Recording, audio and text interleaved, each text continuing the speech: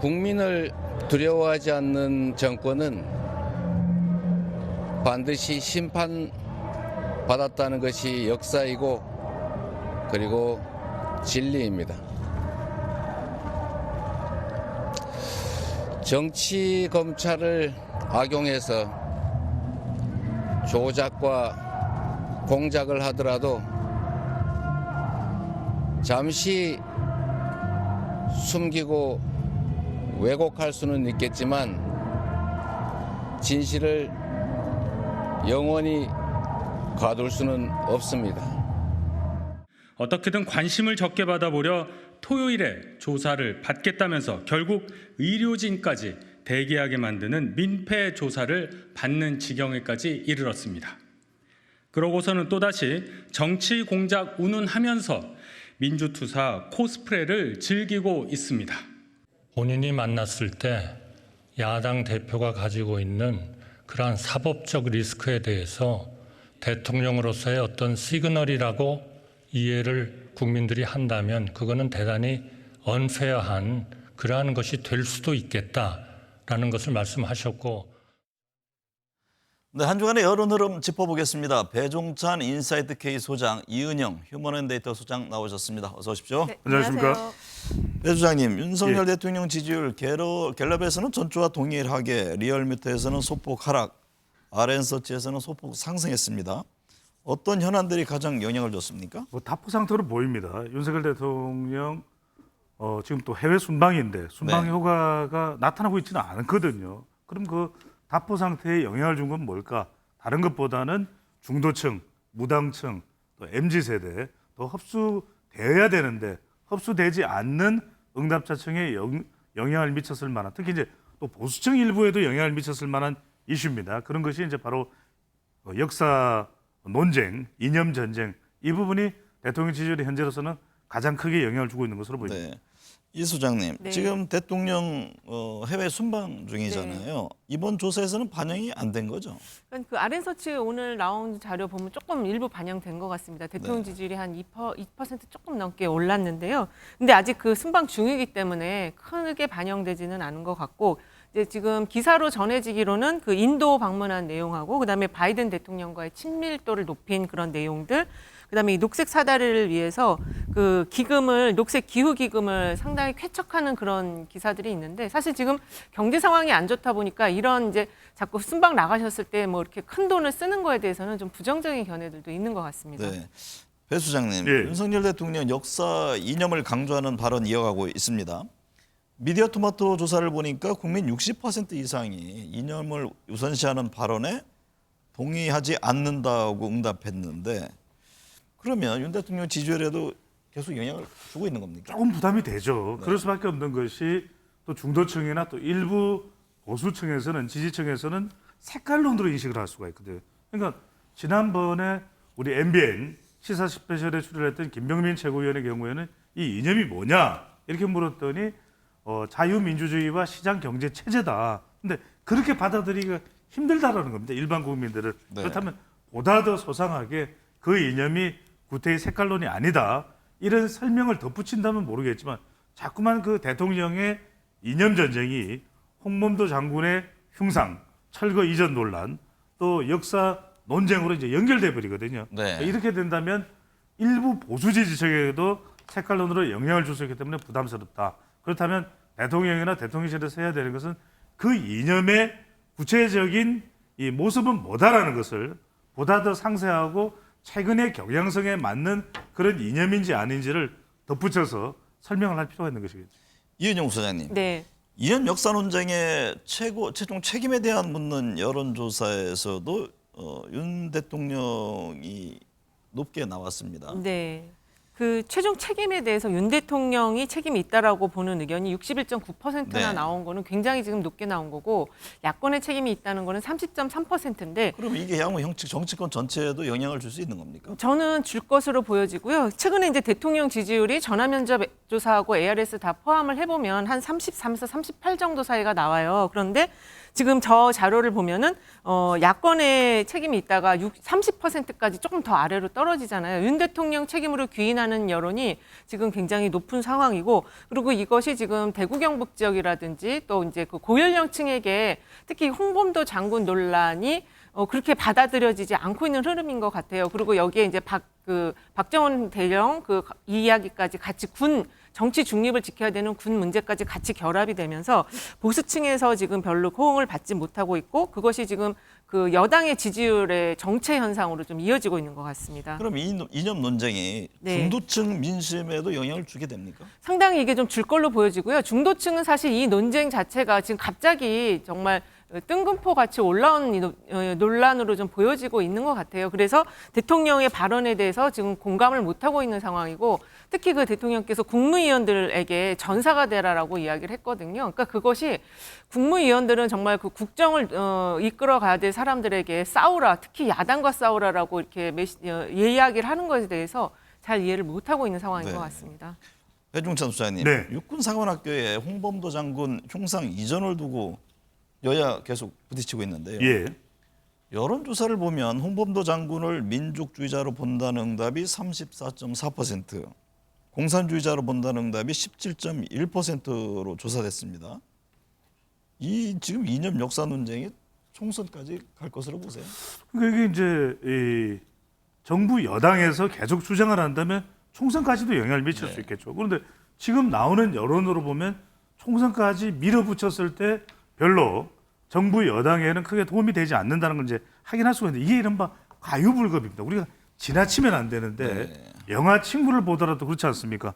마 고마해라, 마이 못 아이가. 뭐 이렇게 나오는 게 뭐냐면은 너무 지나치게 되는 경우에 대한 어떤 상황이거든요. 근데 이 조사에서도 보면 영남 지역에서도 홍범도 장군을 공산주의로 평가한다가 한 10%대의 응답입니다. 네. 그 이야기는 이 영남 지역에서도 힘을 받지 못하는 홍범도 장군 논란이 별로 여당에는 큰 도움이 안 된다는 거죠. 또 하나는 뭐냐면 이게 그러면은 어디까지 전개를 해야 되느냐. 봉오동 함의 이름을 바꾼다. 그러면 홍범도 함의 이름을 바꾼다. 그러면 봉오동 전투도 이름을 바꿔야 되냐. 그러면 봉오동 전투를 봉천동 전투로 바꾸느냐. 그것도 아니거든요. 그럼 또 하나는 뭐냐면 이런 걸 시도할 수는 있습니다. 가령 어떻게 하느냐. 단계적으로 체계적으로 검토를 하는 거죠. 노련하게. 그런데 이번에 이 홍범도 장군이나 4명의 다른 독립 영웅에 관련된 형상과 관련해서는 느닷없이 뜬금없이 주장, 결정 이렇게 되면은 상당히 여론에서 거칠게 또 부정적으로 반응이 올라올 수 있기 때문에 그렇게 접근하는 것은 별로 효과적이지가 않은 거죠. 홍범도 함의 그 항명 변경에 대해서도 반대하는 응답이 63.8%예요. 그러니까요. 이게 그래서 저는 어느 선까지 가야지. 우리가 그렇지 않습니까? 어느 선을 넘어서면 홍범도 함 이것도 굉장히 난감하게 표현하고, 지금 홍범도로입니까? 대전에 그것도 지금 시장은 바꾸겠다, 검토해보겠다, 구청장은 아니다. 그래서 제가 말씀드렸잖아요. 그러면 봉오동 전투도 이름을 바꿀 거냐, 봉천동 전투로. 그러니까 이게 대전 홍범도 길 로드를 얘기하는 거예요. 그렇죠. 잠깐. 그래서 네. 너무 가면 안 된다.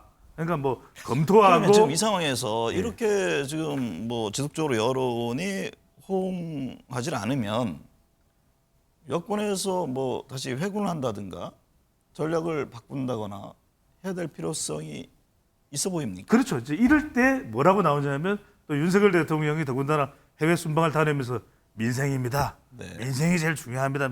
이 정도에서 이제 일단락을 지어야 되겠죠. 여기서 뭐 더 그럴 홍범도 가능성이 있어 저는 보입니다. 그렇게 해야 된다.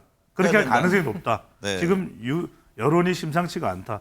이제 민생 경제적으로 넘어가는 이제 국면 전환이 필요한 거죠. 이은영 소장님, 네. 중국 기와 음악가인 정율성 역사공원 사업을 둘러싼 논란도 이어지잖아요. 네, 그렇습니다.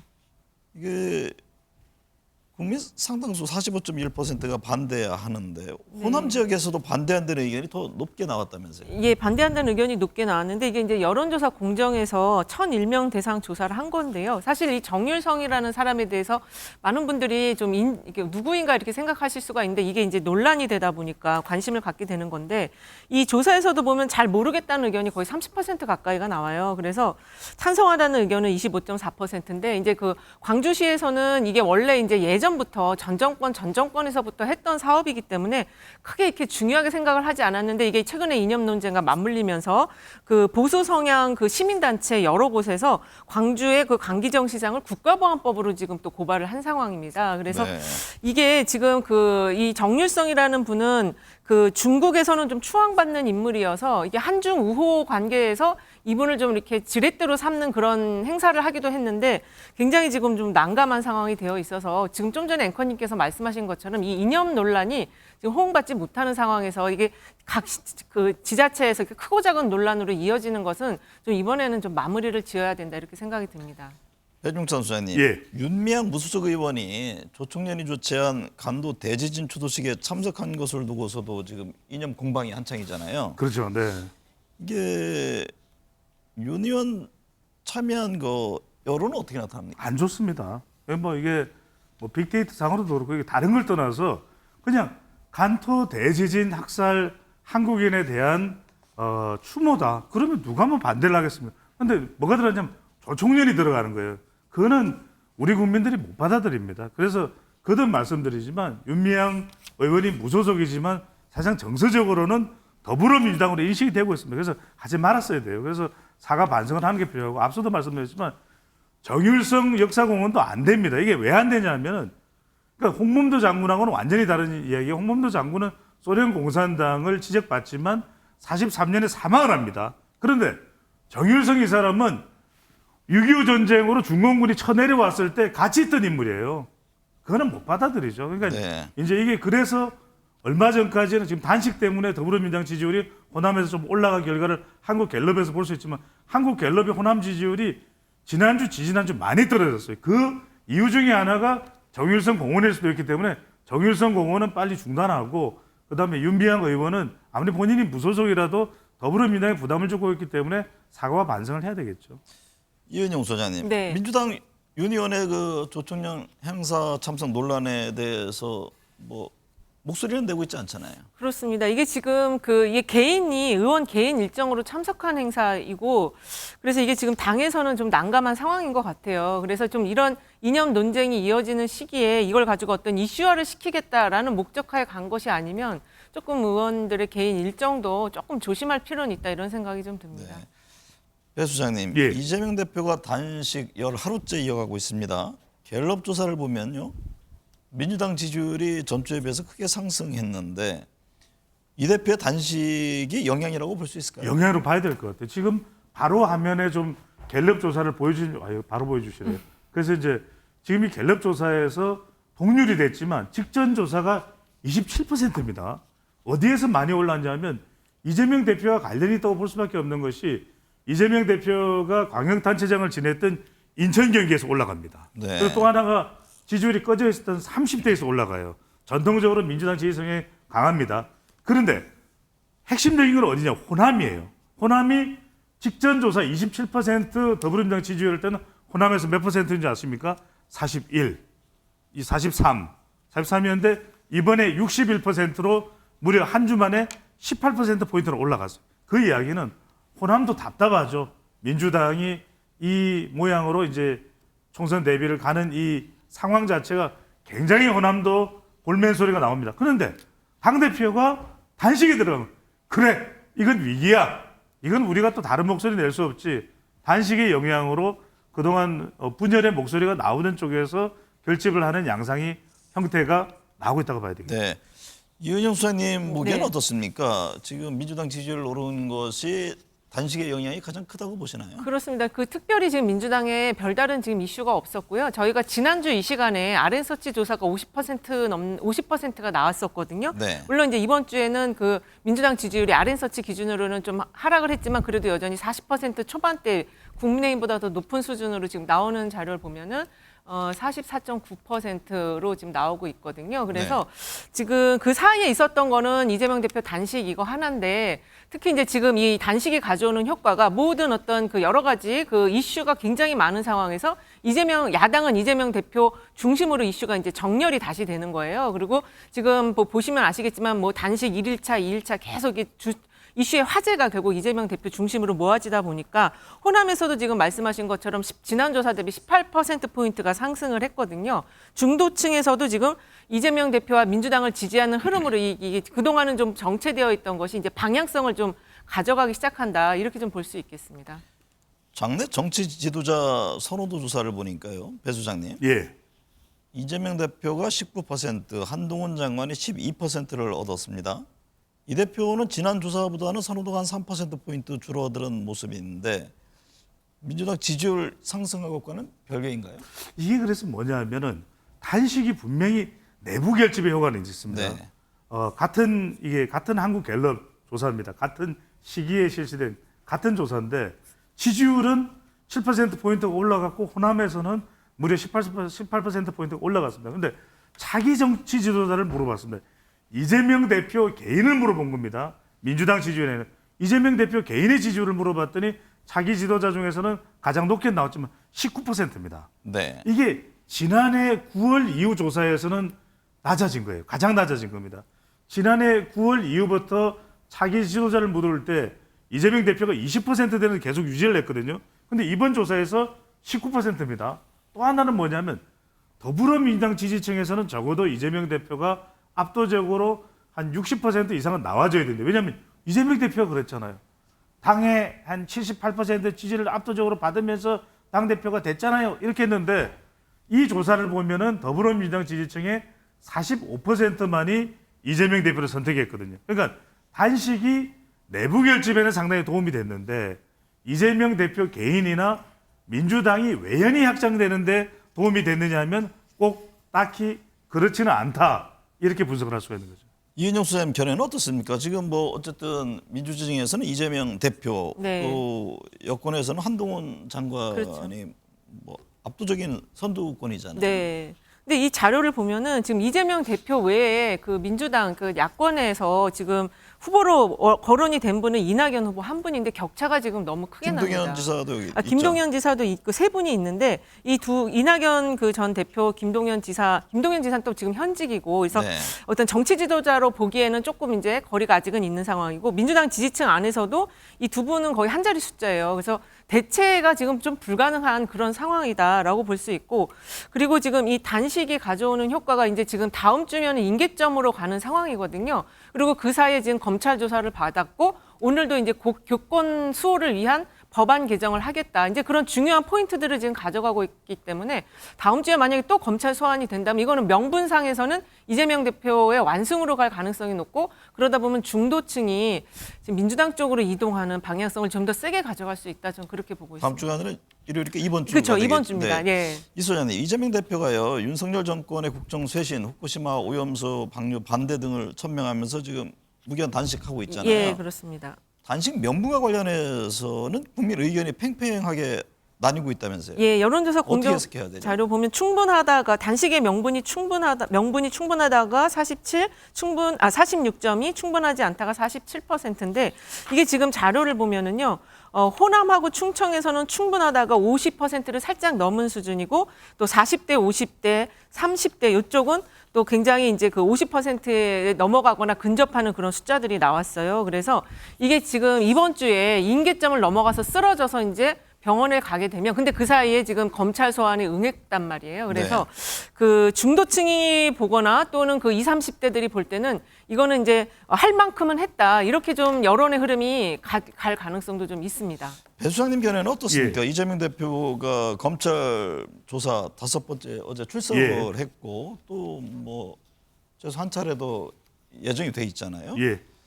이 대표의 검찰 조사가 향후 여야 지지율, 전국 흐름에 미칠 영향은 어떻습니까? 거의 뭐 핵이라고 봐야 되겠죠. 네. 이재명 대표 뭐 대통령이 어떻게 한다고 해서 대통령 지지율은 변하겠지만 지금 대체적으로 전국의 가장 큰 변수가 되고 있는 것은 이재명 대표의 행보거든요. 어떻게 되느냐. 이재명 대표의 거치. 그래서 결과적으로는 민주당의 운명도 총선 결과도 방금 전에 향후 정치 지도자에서 이재명 대표가 그래도 민주당 내에서는 가장 지지율이 높다. 선택을 많이 받고 있다. 그러면 이재명 대표의 대안을 찾기는 상당히 힘들어질 겁니다. 그리고 또 그럴 의지도 지금 이재명 대표로서는 없는 것이고 의향도. 그러면 이재명 대표가 결국 민주당 지지율에도 거의 결정적인 영향을 줄 테고 그리고 이재명 대표 체제가 계속 유지될 가능성이 높아진다면 내년 총선과도 직결되거든요. 중요한 건 이겁니다. 수도권 지지율입니다. 결국 수도권이 내년 총선의 운명을 가늠할 것이고 총선 결과에 따라서 윤석열 정부, 이재명 대표의 민주당의 또 운명도 갈릴 수밖에 없기 때문에 네. 수도권 지지율을 특히 인천, 경기 본인의 지역구가 있고 광역단체장을 맡은 곳이기 때문에 인천, 경기 지지율을 얼마나 이재명 대표가 견인하느냐 못하느냐 이 점이 핵심이 되겠죠. 이은영 소장님, 이재명 대표가 단식을 이어가고 있지만 국민의힘 지도부 대통령실 지금 단식 농성장 방문하고 있지 않습니다. 네, 지금 과거 야당 대표들이 단식 농성을 했을 때와는 다른 모습인데 네. 국민들의 시선은 어떤가요? 이게 지금 방문을 이제 여당 대표 중에 한 분은 방문을 했어요. 태용 의원이 했는데 뭐 수분 안에 이제 나오긴 했지만, 근데 그분이 계속 방문하겠다고 했거든요.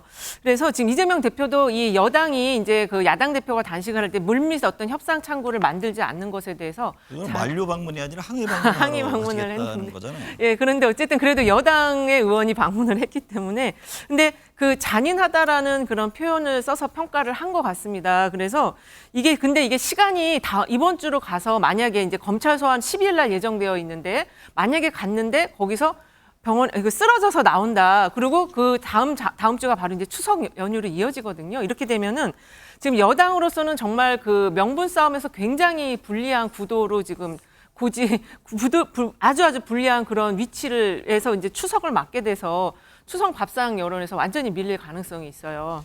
배 주장님, 예. 강서구청장 보궐선거가 뭐 내년 총선의 전초전이다 이런 평가들을 하잖아요. 그렇습니다. 네. 당초 이제 무공천 무게를 뒀다가 예. 국민의힘 지금 경선 쪽으로 지금 기울었잖아요. 그렇습니다. 네. 김태우 전 구청장 될 가능성이 높다는 그런 분석들이 나오는데 예. 가정입니다만 만약에 김 전 구청장이 공천을 받을 경우 국민의힘 지지율에는 어떤 영향을 줄까요? 그러니까 이제 전체 국민의힘 지지율과 강서구 내에 이제 국민의 지지율을 봐야 될 텐데 대체로 이제 전체 국민의힘 지지율을 이야기할 때는 이런 가정을 해볼 수 있습니다. 아니 대법원에서 선고가 난 지 3개월 만에 대통령이 사면을 해줬고 그리고 그렇다면은 이 본인으로 인해서 생긴 그런 보궐선거라면 출마하지 말아야 되는데 그런 부정적 여론이 있어서 국민의힘 지지율에도 별로 긍정적이지 못할 것이다 이렇게 판단할 수 있는데 요즘 완전 전쟁 상태입니다. 그래서 실제로 주는 영향은 제한적일 것이다. 네. 오히려 이제 김태우 전 구청장이 조금 이제 탄력을 받아서 물론 이제 경선을 치러야 되기 때문에 우리가 예단할 수는 없습니다. 대통령이 사면을 한 것도 일종의 이 전쟁 형태로 후보들 간에 대결을 해보라. 이 김태우는 상당히 억울하다. 여기에 방점을 찍고 있는 거 아닌가. 게다가 김태우 전 구청장과 관련된 것이 조국 전 장관이니까 이렇게 되면 조국 전 장관도 다시 한 번 더 재소환될 수 있다. 이런 상황이기 때문에 전쟁 상태인데 여기서 한 가지만 덧붙이면 이렇습니다. 강서구는 기본적으로는 더불어민주당 강세 지역입니다. 근데 이게 보궐선거이기 때문에 말 그대로 민주당 지지 성향이 강한 30대, 40대, 50대 초반까지 얼마나 투표에 나서느냐. 휴일도 아닙니다. 아니면 50대 후반에서 60대, 70대 이상의 대체로 국민의힘 지지 성향이 강한 유권자들이 얼마나 투표에 임하느냐. 당일 투표율이 굉장히 중요할 높을 것 것 같습니까? 안 높을 것 같습니까? 저는 생각보다는 높지 않을 수도 있겠다. 네. 제가 기억하겠습니다. 네. 그 경선 쪽으로 네. 지금 얘기가 되는 것이 네. 보궐선거를 노렸던 김진선 강서구병 당협위원장 국민의힘에서 탈당 움직임이 나오고 있다고 하잖아요. 그러니까요. 예. 근데 제가 들어오기 전에 보니까 공정한 경선이면 참여하고 들러리면 안 하겠다 이런 입장이던데요. 네. 보궐선거 전체에는 어떤 영향을 줄까요? 이게 이제 사실은 아까 그 배 소장님 말씀하신 것처럼 강서구가 민주당의 텃밭이기 때문에 그 예비 후보가 13명이었거든요. 그래서 무소속 출마라든지 아니면 돕지 않는 후보들이 이쪽에서 먼저 많이 나올 거라고 생각했는데 오히려 그쪽은 좀 민주당 쪽은 단속이 된 느낌이고 지금 이 김진선 강서구병 당협위원장이 무소속 출마 이야기가 나오고 있는 것 같아요. 네. 그래서 근데 이게 지금 무소속으로 나오기는 어렵다고 저희도 예측을 하는 게 이 김태우 전 구청장이 그 사면을 받아서 지금 3개월 만에 유죄 판결 난 상황에서 사면을 받았기 때문에 이건 대통령의 의중이 아니냐. 그래서 아마 무소속 출마는 하지 못하겠지만 이 그 구청장이었기 때문에 그 당협위원장이기 때문에 조직이 있거든요. 이게 조직이 돕지 않으면 상당히 불리하게 될 수 네. 있죠, 결과가. 해병대 최상병 사망 사건 은폐 의혹에 대해 수사를 하던 박정훈 전 해병대 수사단장이 예. 공수처의 조사를 받았습니다. 네. 고발인 신분이었는데 예. 박 전 해병대 수사단장에 대한 여론은 어떻게 나타납니까? 일단은 지금 이제 그 구속 영장이 기각이 된 것부터 해서 그 여론을 살펴볼 수가 있는데요. 구속됐을 때 그 탄원서가 하루 만에 17,000건이 나왔고 지금도 이제 이거 직무에서 벗어나 있잖아요. 그래서 복직 요구를 이제 지금 했어요. 이 박 저 대령도. 근데 이거에 대해서 복직 요구를 더 이제 청원을 해주자 이런 의견이 있어서 이게 지금 홍범도 그 장군 논쟁과 같이 맞물려 가지고 박 대령을 복귀시키자 이런 여론이 굉장히 지금 좀 가파르게 상승되고 있는 분위기인 것 같습니다. 네. 배 수장님 보시기에 예.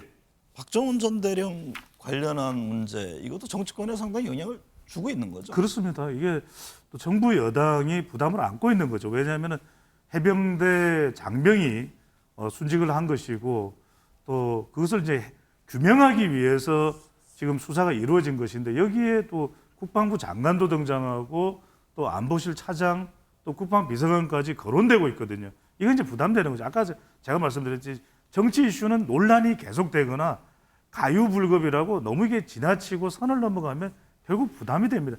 일정 선에서 일단락이 돼야 되는데 핵심은 이겁니다. 뭐 항명을 했고 이처벌 안 했고 이런 것보다도 국민들이 제일 알고 싶은 건 그 부분일 거예요. 진실이 뭐냐. 그 진실을 가지기 위해서 집중하는 것이 가장 현명한 것이죠. 북한이 지난 8일이요. 전술핵 공격 잠수함 진수식 예. 진행했습니다. 그 구구절 맞아 또 심해 열병식도 있었고요. 예.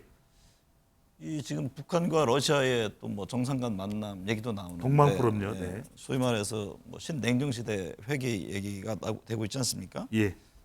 이 같은 한반도의 긴장이 윤 대통령이나 정치권 지지율에는 어떤 영향을 줄까요? 뭐 대통령 지지율은 조금 더 결집할 수 있을 겁니다. 네. 그렇다고 해서 지지율이 확 급격히 올라가거나 이렇게 되지는 않습니다. 이제 강조되는 게 윤석열 대통령이 한미 동맹 여기에 대응하기 위해서 한미일 협력 필요하다고 이제 강조하게 되면 대통령 지지율이 한 2에서 3% 포인트 가량 이렇게 이제 결집하는 건 있지만 정당 지지율에 미치는 영향은 또 제한적입니다. 왜냐하면 최근에 들어서는 북한 이슈는 또 관성적으로 또 계속 진행되는 것이 있고 또 이것이 어느 한쪽으로만 또 유리하게 작용하느냐라는 인식에 또 인식에 갇혀 있는 건 아니기 때문에 주는 영향. 하지만 이제 대통령 지지율은 좀 결집이 될 겁니다. 이게 네. 위협이 된다고 판단하기 때문에요.